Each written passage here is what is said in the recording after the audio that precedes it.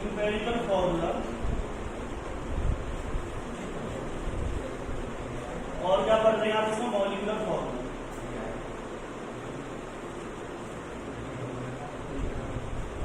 Empirical formula क्या होता है? जो हम बात करते हैं एम्पिरिकल फॉर्मूला की, it is the simple ratio, it is the simple ratio of atoms, ratio of atoms of different elements, of different elements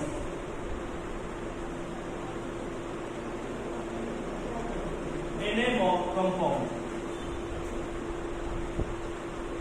So it is a simple ratio of the atom of different elements in a compound. जो हम simple ratio निकालते हैं किसी का भी एक compound के अंदर किसका एटम्स को, उसे क्या कहते हैं? Empirical formula. पहले समझो इसका मतलब क्या है। आपने पढ़ रखा होगा C6H6, क्या नाम होता है? C6H6 को क्या कहते हैं? बेंजीन कहते हैं। तो बेंजीन के अंदर अगर आप रेशियो निकालेंगे इसका, बेंजीन के अंदर रेशियो कितना आएगा? कार्बन और हाइड्रोजन का अगर आप रेशियो देंगे तो कितना रेशियो है? 1:1। तो इसका जो एम्पिरिकल फॉर्मूला वो क्या होगा? CH। क्या होगा इसका एम्पिरिकल फॉर्मूला? CH। तो किसी भी कंपाउंड के अंदर जो सिंपल रेशियो होता है उसके एटम्स का, उसे क्या कहते हैं? उसका एम्पिरिकल फॉर्मूला कहते हैं। लिख लिए यार?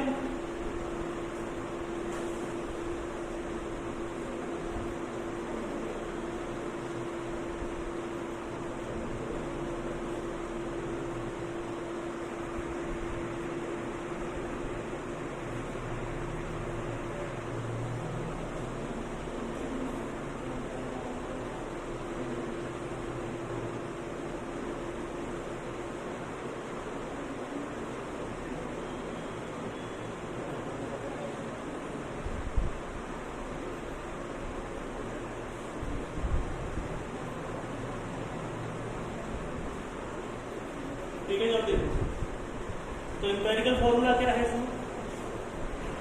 ये क्या रिप्रेजेंट कर रहा है? ये रिप्रेजेंट कर रहा है मॉलिक्यूलर फॉर्मूला, और ये किसको रिप्रेजेंट कर रहा है? Empirical formula. और एग्जांपल आप ले सकते हैं इसको, और एग्जांपल क्या है? C12 सॉरी C6, या यहाँ पे लिया आपने एक और एग्जाम्पल C6H12O6, इसका फॉर्मूला है ग्लूकोज। लेकिन ये ग्लूकोज का कैसा फॉर्मूला है? मॉलिक्यूलर फॉर्मूला है। अगर आप इसका क्या लेना चाहते हैं? एम्पिरिकल फॉर्मूला लेना चाहते हैं तो क्या आएगा? CH2O। ये किसका क्या हो जाएगा? एम्पिरिकल फॉर्मूला हो जाएगा। तो देखिए एम्पिरिकल फॉर्मूला आपने लिख लिया। अब हमें क्या लिखना है? मॉलिक्यूलर फॉर्मूला की डेफिनेशन। पता चल गया एम्पिरिकल फॉर्मूला क्या होता है? मॉलिक्यूलर फॉर्मूला की डेफिनेशन क्या हो जाएगी? तो देखो मॉलिक्यूलर फॉर्मूला,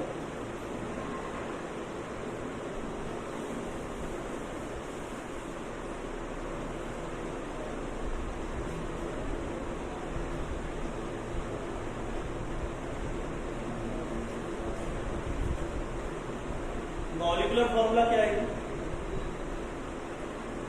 जो एक्चुअल रेशियो होता है किसी भी कंपाउंड के अंदर एटम्स का, जैसे कि बेंजीन के अंदर एक्चुअल रेशियो क्या है? 6:6। तो जो एक्चुअल रेशियो होता है किसी भी कंपाउंड के अंदर उसके एटम्स का, उसे क्या कहते हैं? उसका मॉलिक्यूलर फॉर्मूला। जैसे दे रखा है C6H12O6, तो इसके अंदर जो रेशियो है वो कितना आ रहा है? 6:12:6। किसका? कार्बन, हाइड्रोजन और ऑक्सीजन का। तो इसे क्या कहेंगे आप? इसे कहेंगे इसका मॉलिक्यूलर फॉर्मूला। जो एक्चुअल रेशियो होता है एटम्स का उसे क्या कहते हैं? मॉलिक्यूलर फॉर्मूला कहते हैं। और जो क्या होगा, एक तरह से एक सिंपल रेशियो ले लेते हैं, उसे क्या कहते हैं? उसे कहेंगे एम्पिरिकल फॉर्मूला। तो देखो मॉलिक्यूलर फॉर्मूला की definition, it is the actual ratio, it is the actual ratio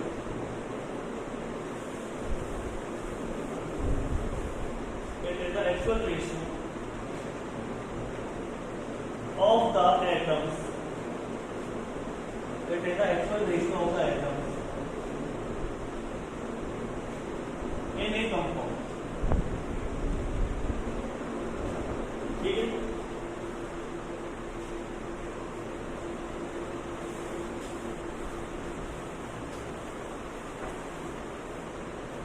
अगर हम एन क्या है इसके बारे में आपको बताऊंगा। एम्पेरिकल मास,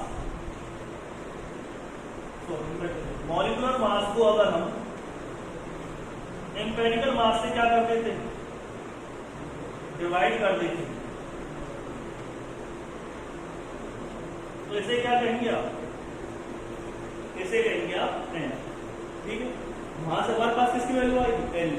ये एन किसमें हेल्प करता है हमारी, अभी पता चल जाएगा आपको। जैसे कि ग्लूकोज का एग्जांपल लिया आपने, ग्लूकोज का फॉर्मूला क्या था, C6H12O6, ये फॉर्मूला था ग्लूकोज। अगर आप इसका मॉलिक्यूलर मास निकालें तो कार्बन का कितना होता है, 12 इनटू क्या करेंगे आप, 6। हाइड्रोजन का कितना होता है, 1 इनटू क्या करेंगे आप, 12। ऑक्सीजन का कितना होता है, 16 इनटू क्या कर देंगे आप, कितना आ जाएगा, 72, 12 और 96। कितनी वैल्यू आ गई, 180 ग्राम पर। ठीक है, अगर हम इसका निकालना चाहते हैं, इसका एम्पेरिकल फॉर्मूला, एम्पेरिकल मास निकालना चाहते हैं, ये तो क्या था इसका मॉलिक्यूलर मास। अगर तुम इसका एम्पेरिकल मास निकालोगे तो क्या लेना पड़ेगा तुम्हें, इसका एम्पेरिकल फॉर्मूला, जो क्या होता है CH2O। तो क्या आ जाएगा एम्पेरिकल फॉर्मूला, एम्पेरिकल मास इसका, एम्पेरिकल मास आएगा 12, फिर क्या करेंगे आप, 2 और 16, कितना आ जाएगा, 30 आएगा। ठीक है, एम्पेरिकल मास कितना आ रहा है, 30, और मॉलिक्यूलर मास कितना आ रहा है, 180। तो अगर मैं मॉलिक्यूलर मास को किससे डिवाइड करता हूँ, एम्पेरिकल मास से डिवाइड करता हूँ, कितना वैल्यू आ जाएगी इसकी, 6 आएगी। अब ये 6 हमारी हेल्प किसमें करेगा, तो देखिए 6 किस तरह से हेल्प करेगा हमारी। अगर मैं इन केस ऑफ ग्लूकोज, तो ग्लूकोज का अगर हम केस ले रहे हैं, यहाँ पर मॉलिक्यूलर मास कितना आएगा, 180, एम्पेरिकल मास कितना आ जाएगा, 30। तो एन की वैल्यू कितनी आ गई, 6। एन की वैल्यू क्या आ जाएगी इसमें, 6। अगर ग्लूकोज का जो एम्पेरिकल फॉर्मूला होता है वो क्या होता है, CH2O। ठीक, अगर मैं इसकी 6 से मल्टीप्लाई कर दूं, किससे मल्टीप्लाई कर दूं, 6 से, तो हमारे पास क्या आ जाएगा, इसका मॉलिक्यूलर फॉर्मूला आ जाएगा मॉलिक्यूलर फॉर्मूला। ठीक है, तो यानी कि अगर जो n की वैल्यू आती है, n की वैल्यू को अगर हम एम्पेरिकल फॉर्मूला से मल्टीप्लाई कर दे तो हमारे पास क्या आ जाता है, मॉलिक्यूलर फॉर्मूला। आगे बात सुनो, अगर हम एम्पेरिकल फॉर्मूला को किससे मल्टीप्लाई कर दे, n से मल्टीप्लाई कर दे, तो हमारे पास क्या आ जाता है, मॉलिक्यूलर फॉर्मूला। ठीक है, आगे बात सुनो, तो कैसे लिखेंगे अब आप इसे,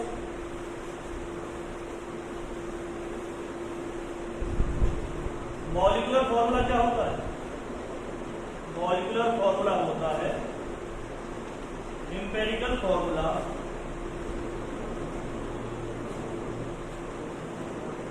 और इसकी मल्टीप्लाई किससे कर दी आपने, मतलब n क्या लेना है इसकी सब्सक्रिप्ट, क्या आ जाएगा हमारे पास, मॉलिक्यूलर फॉर्मूला आ जाएगा। लिखिए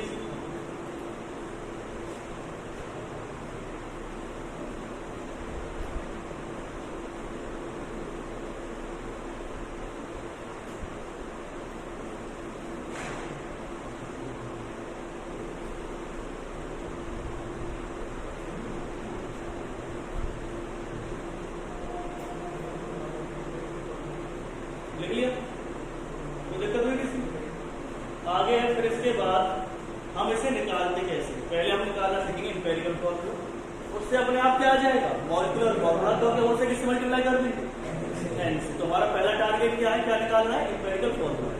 तो एम्पेरिकल फॉर्मूला निकालने के कई तरीके हैं और कई तरह से क्वेश्चन आते हैं। तो कई तरह से क्वेश्चन की बात करते हैं, जैसे कि कभी तो आपको डायरेक्ट मार्क्स दे दिया जाए तो क्वेश्चन सबसे आसान है, अगर आपको मार्क्स का रेशियो दे दिया जाए तब भी क्वेश्चन क्या है, आसान है। लेकिन बहुत सी चीजें अलग दे दी जाती है, जैसे किसी कंपाउंड का मास दिया जाता है आपसे और फिर उसके मास के थ्रू आपसे क्या पूछा जाता है, एम्पेरिकल फॉर्मूला। मैं तो आपको हर एक चीज बताऊंगा तो आपकी चीज क्लियर हो जाएगी। तो पहले आपको क्या निकालना है कि किस तरह से हम एम्पेरिकल फॉर्मूला को डिटरमाइन करेंगे। तो देखो, डिटर्मिनेशन ऑफ एम्पेरिकल फॉर्मूला। ये यहां तक लिख दिया सभी ने।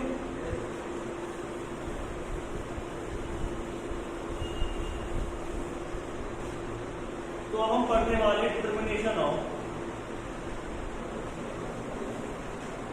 Empirical formula.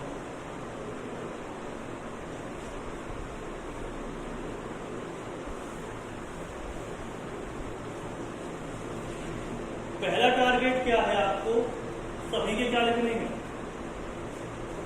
Find out the mass of each atom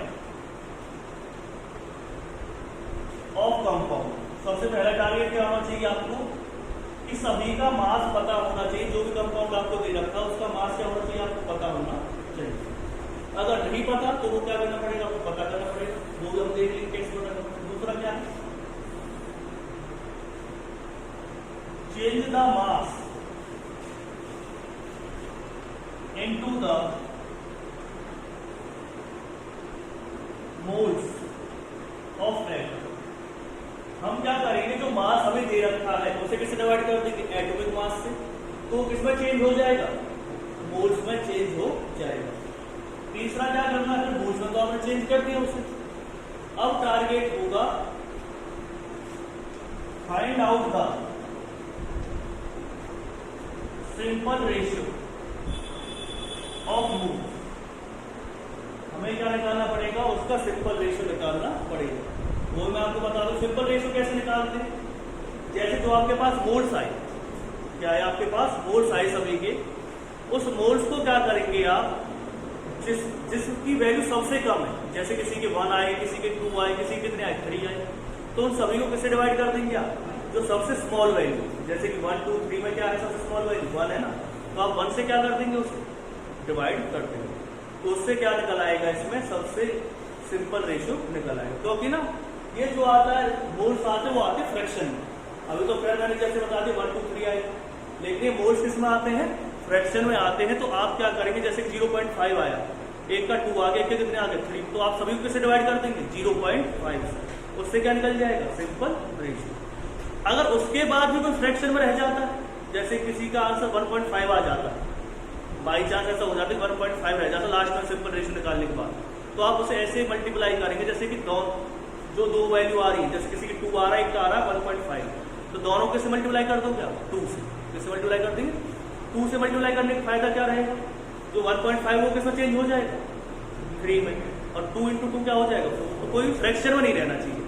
क्योंकि आप ज्यादातर मॉलिक्यूलर फॉर्मूला पढ़ते हैं तो कभी भी बहुत सबसे ज्यादा केस में क्या होता है C4H8 ऐसे लिखते हैं, बहुत कम केस ऐसे होते हैं जब जिसमें हम क्या लिखते हैं TH 0.8 ऐसे लिखते हैं, ठीक है ना। ऐसे तो बहुत कम केस पढ़े आप, आज तक तो पढ़ाई नहीं ओवर टाइम 11th में पढ़ते हैं ऐसे। तो आप देखेंगे कि जब भी हम रेशियो निकालते हैं, मॉलिक्यूलर फॉर्मूला निकालते हैं, तो किसको होती है वैल्यू, नेचुरल नंबर होगी 4 8 इस तरह से होगी, ऐसे नहीं होगी 1 0.8, ठीक है ना। या पे कह सकते हो होल नंबर में हो सकती है, लेकिन ये वैल्यू किसमें नहीं हो सकती, 0 भी नहीं हो सकती वैल्यू में, ठीक है ना। तो नेचुरल नंबर भी आएगी, कभी फ्रैक्शन में नहीं आएगी। आगे बात समझो। अब बात करते हैं हम, कभी कभी क्या होता है कि जो हमें मास है वो किसमें दिया होता है, परसेंटेज, किसमें दिया हुआ होता है, परसेंटेज। लेकिन जितने भी हमें एटम, जैसे आपको दे दिया नाइट्रोजन हमारे पास 40%, ठीक है, एक दे दिया जाएगा हाइड्रोजन हमारे पास कितनी परसेंट है, 20%, कार्बन में कितने परसेंट है 20। तो ध्यान सुनना, नाइट्रोजन कितनी थी 40, कार्बन कितनी थी 20, हाइड्रोजन में कितनी थी 20, टोटल कितना हो गया 80, लेकिन होना कितना चाहिए 100, यानी कितने कम है उसमें से 20।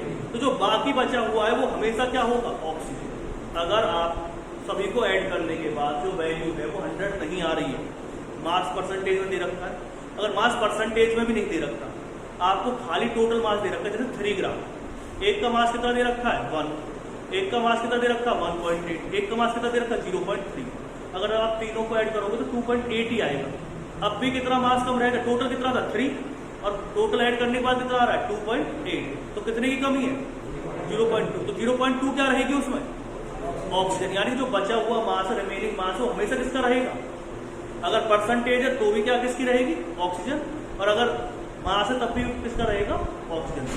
आगे पॉइंट समझ, ठीक है। अब इससे कई टाइप के क्वेश्चन होंगे, जब हम क्वेश्चन करेंगे तो आपको अपने आप ही सब चीजें समझ में आने लगेंगी। फिर फोर्थ पॉइंट में क्या करना है हमें, फोर्थ पॉइंट में क्या करना है,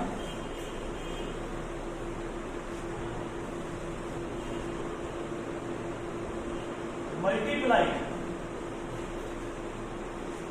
दी सिंपल रेशियो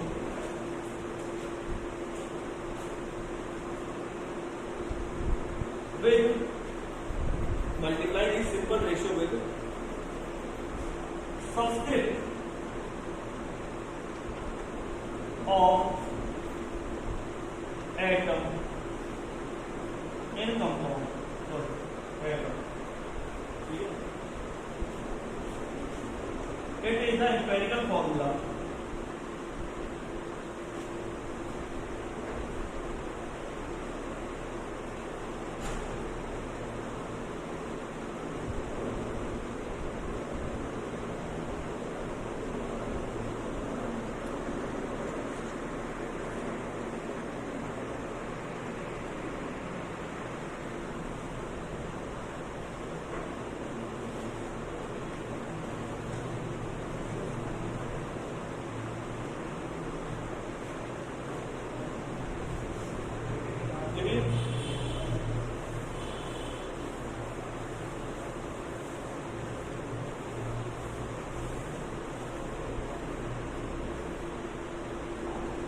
इसके बाद क्या करना है, एम्पेरिकल फॉर्मूला आ गया, एम्पेरिकल फॉर्मूला आ गया तो मॉलिक्यूलर फॉर्मूला निकालना क्या है, आसान। ठीक, मैंने आपको बता रखा है, मॉलिक्यूलर मास से किसको डिवाइड कर देंगे आप, किससे डिवाइड, मॉलिक्यूलर मास को किससे डिवाइड करेंगे, एम्पेरिकल मास से डिवाइड करेंगे, किसकी वैल्यू आ जाएगी हमारे पास, एन की वैल्यू आ जाएगी, और फिर उससे क्या कर सकते हैं आप, मॉलिक्यूलर फॉर्मूला निकाल सकते हैं। अब बात आती है इसमें नेक्स्ट पॉइंट पर। नेक्स्ट पॉइंट क्या पढ़ना है हम आपको,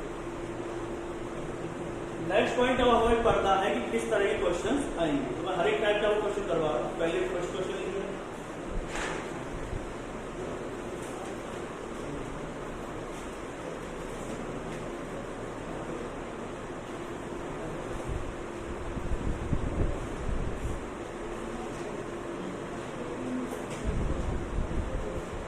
on elemental analysis, on elemental analysis.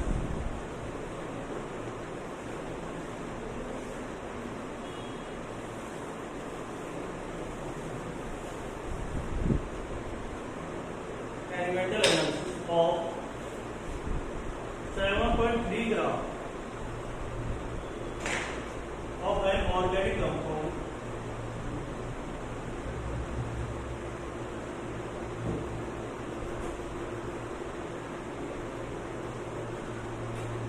it is observed that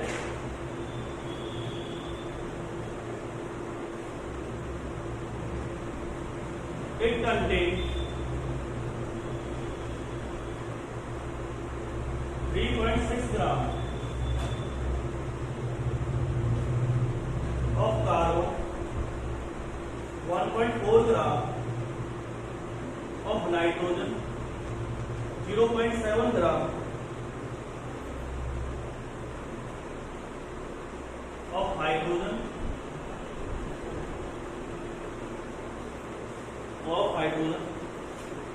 calculate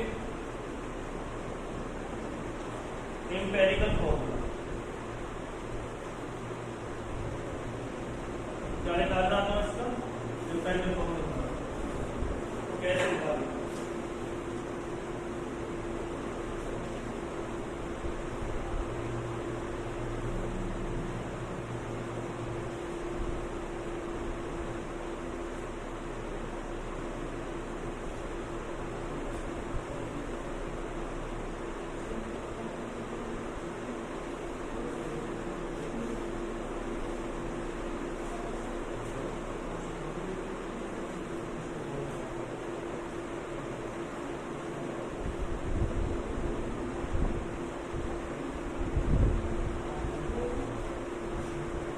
ठीक है। तो लिखिए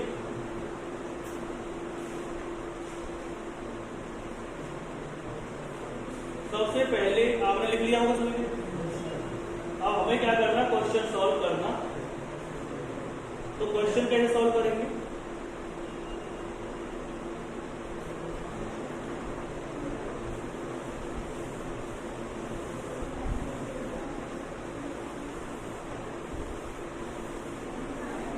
सबसे पहले क्या लिखेंगे आप इसमें, कॉलम बनाएंगे। पहले कॉलम में क्या लिखोगे आप, पहले कॉलम में लिखेंगे आप कौन कौन से एलिमेंट आपको दे रखे हैं, कौन कौन से एलिमेंट आपको गिवन है। तो कौन कौन से दे रखे हो, कार्बन, नाइट्रोजन, हाइड्रोजन और ऑक्सीजन। फिर है उनका मास।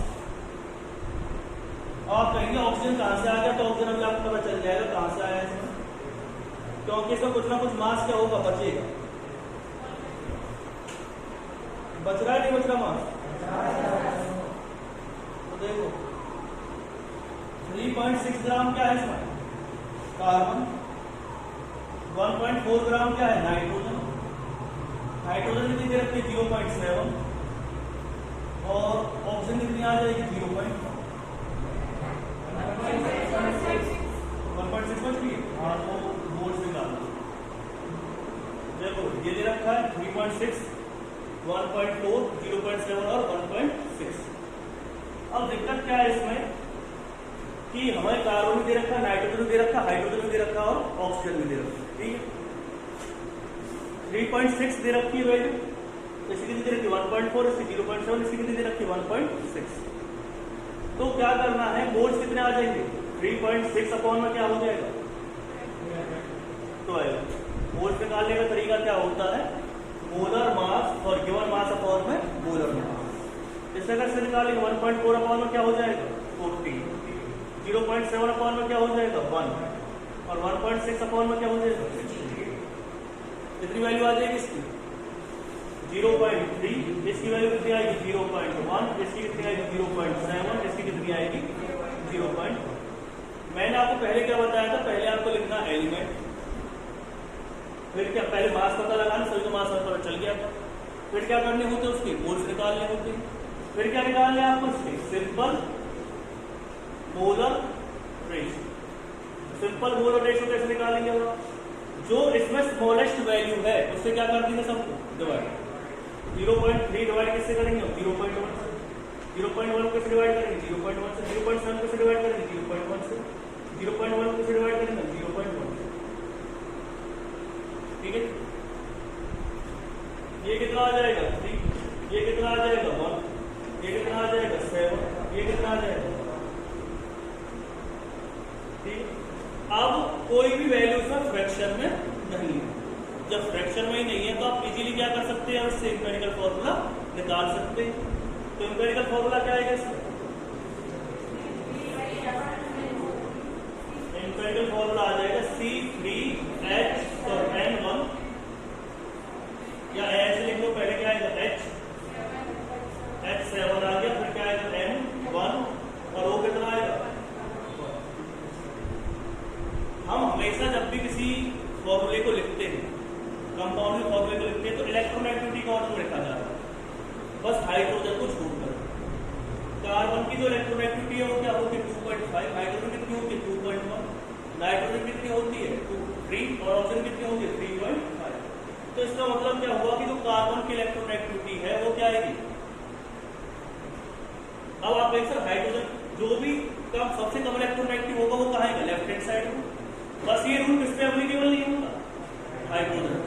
तो हाइड्रोजन का तो ले लेंगे, कार्बन कितनी थी 2.5, नाइट्रोजन कितनी है 3, और ऑक्सीजन कितनी होती है 3.5। तो हमेशा हम किसी भी एलिमेंट एटम्स को लिखते हैं किसी भी मॉलिक्यूलर फॉर्मूले में, तो जिसकी इलेक्ट्रोनेगेटिविटी सबसे कम होती है उसे कहाँ लिखा जाता है सबसे पहले, और जिसकी इलेक्ट्रोनेगेटिविटी सबसे ज्यादा होती है उसे कहाँ लिखा जाता है सबसे बाद, ठीक है। लिख लिया सभी,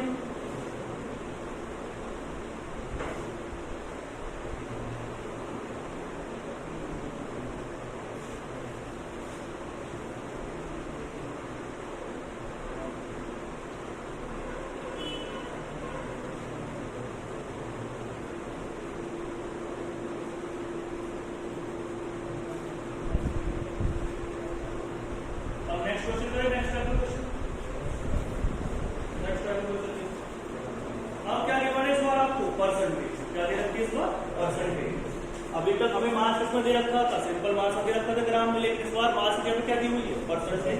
तब क्वेश्चन को कैसे सॉल्व हम करेंगे,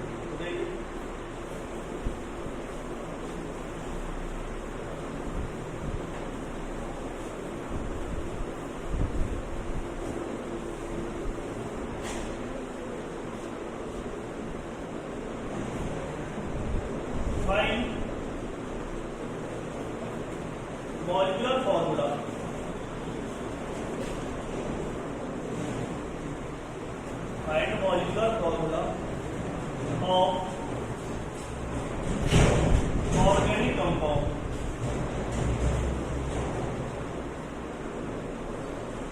having vapor density 74 if it contains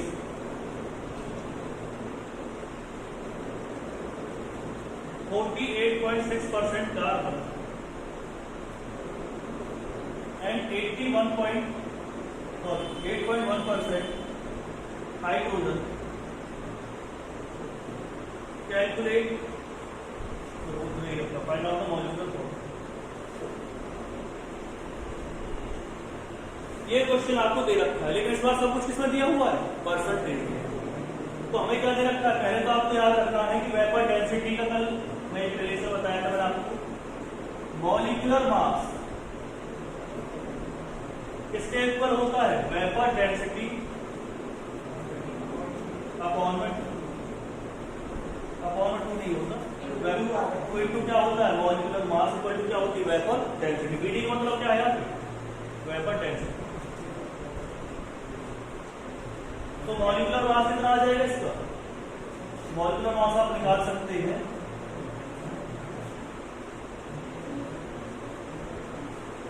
sorry सही है। मॉलिक्यूलर मास अपॉन क्या आ जाएगा? तो आप क्या लिखेंगे? मॉलिक्यूलर मास कितना निकालना है, वेपर डेंसिटी कितनी दे रखी है, तो मॉलिक्यूलर मास आ जाएगा, वेपर डेंसिटी को 74 कर देंगे हम, 74 कितनी वैल्यू आ जाएगी इसकी? 148 ग्राम। ठीक है, अब क्या निकालना है हमें इसमें? ऑक्सीजन निकालना है, ऑक्सीजन की परसेंटेज निकालना है। तो आपने तो ऑक्सीजन की परसेंटेज क्या निकालनी सकती, जरूरत की नहीं ऑक्सीजन, तो मैं आपको बता देता हूँ कि इसकी टोटल परसेंटेज कितनी नहीं होगी? 100। तो आपका जो नेक्स्ट टारगेट रहेगा वो किसकी परसेंटेज निकालनी है? ऑक्सीजन। ठीक है, फिर क्या निकालनी है आपको? Percentage of oxygen. Percentage of oxygen कितनी हो रहेगी? 100 माइनस 48.6 माइनस कितना हो जाएगा? 8. ये क्यों लिया हमने? क्योंकि आप देख भी रहे हैं इसमें 100 माइनस क्या आ जाए? टोटल परसेंटेज जो 100 क्या है? नहीं है। तो हम क्या करेंगे? उसे 100 में से माइनस कर देंगे, इसकी परसेंटेज निकाल देंगे ऑक्सीजन। तो कितनी आ जाएगी?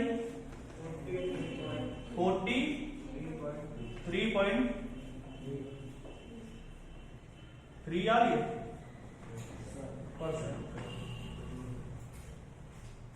ठीक है, ये वैल्यू आ गई 43.3%। ये ऑक्सीजन की परसेंटेज है। अब वही तरीका है, क्या बनानी है हमें? 4 कॉलम बनाने हैं और क्वेश्चन को क्या करना है? सॉल्व करना है। तो देखते हैं, कॉलम बनाते हैं।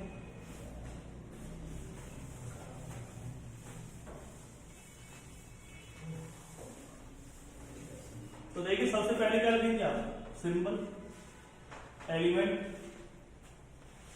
कौन कौन से? कार्बन, हाइड्रोजन और ऑक्सीजन। परसेंटेज, मास, कार्बन कितना था? 46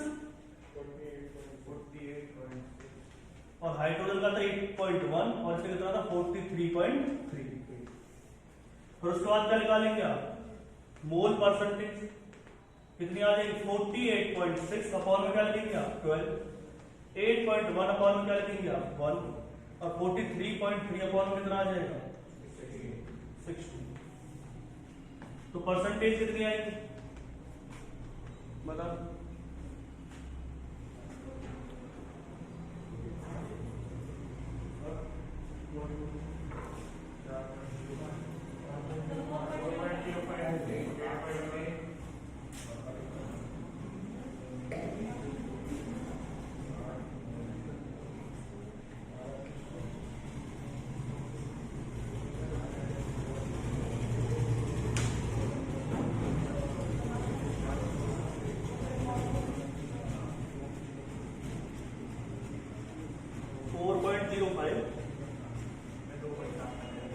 इसकी कितनी हो जाएगी? 8.1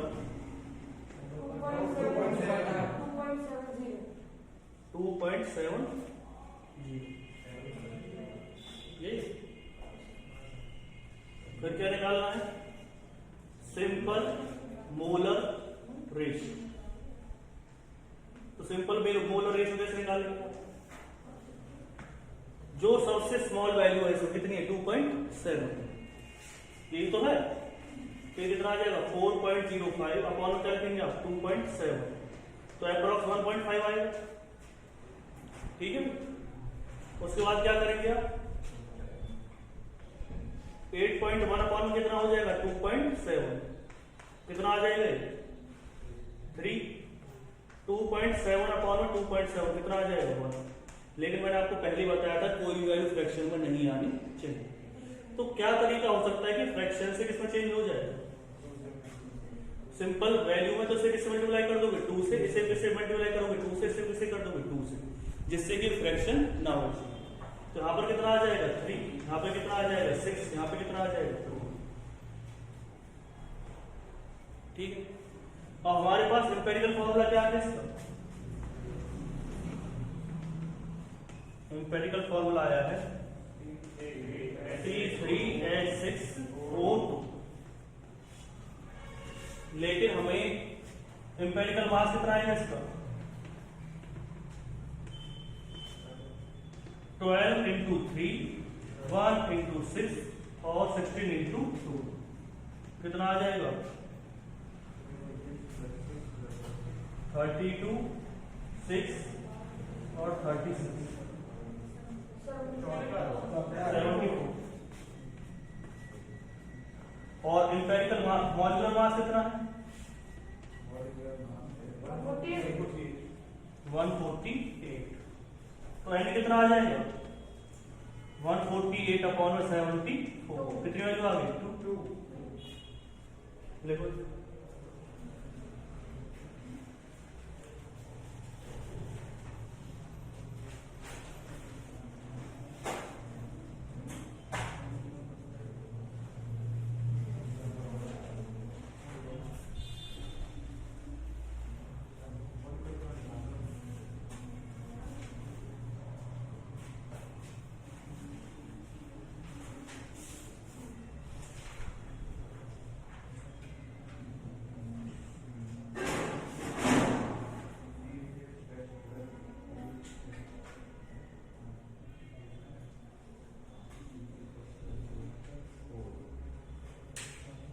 तो मॉलिक्यूलर फॉर्मूला कितना आ जाएगा इसका?